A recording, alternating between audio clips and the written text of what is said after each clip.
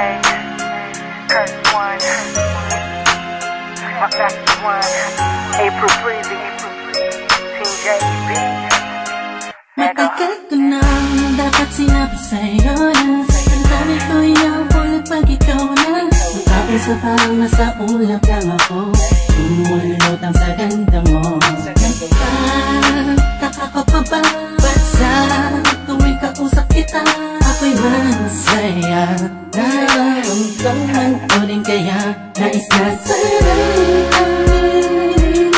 ipagtapat sa'yo. Kaso baka pagtawanan mo, iwasan mo at tuluyan mo nang iwanan ako. Kaya ayos lang, sabay tayo magkaibigan lang. Ayoko nang mabago kung anong meron tayo. Tayo dito sa mundo. Paano kung sasabihin ko sa'yo ako ay may gusto? Baka anong isipin mo kung aaminin ba sa'yo? Bakit kaya ako malihim na pagtingin sa'yo? Di ko yung maaaring makatakot pagkulit. Ano pa lang, mga bata pa tayo ay hindi ko naisip ang mga mali. Pero bakit ngayon di ko maibulong ang mga gustong sabihin ng mga ngiti? Dahil baka naman magalit ka, magtatangkain ng na sa'yo na may gusto. E kaibigan lang kasi sakit ang pagtingin mo. Huwag mo sanang talikuran ang naramdaman. Kung hindi pa pwede, huwag mo sanang layuan. Alam ko na alam mo, dama ko na dama mo. Sana'y kayang-kaya ko na aminin ko sa'yo. Dahil sadyang nakakabigay sa puso mo ay nais kong nagari.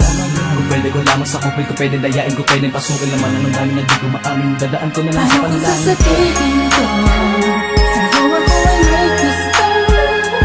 Baka anong isipin mo kung aaminin ba sa'yo?